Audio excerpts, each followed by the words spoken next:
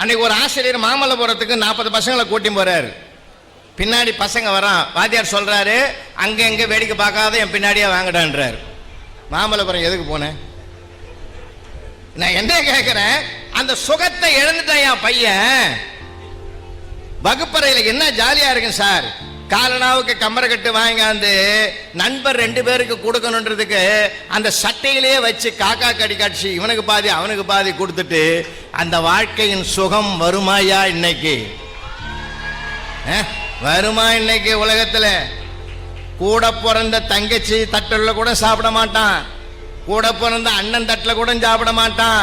ஆனா பள்ளிக்கூடத்துக்கு வந்த ஆரோக்கியசாமி அப்துல் காதரும் ஆறுமுகமும் ஒன்னா ஒரே பிளேட்ல சாப்பிடுவானடா. இந்த வாழ்க்கை இன்னைக்கு இருக்கா? அம்மா கொடுக்கும்போது சொல்லுதா, இது யாருக்கும் கொடுக்காது, நீ மட்டும் தனியா சாப்பிடுது. போச்சே சார், எல்லா சுகமும் போச்சே சார். ரொம்ப வருத்தத்தோட சொல்றேன்.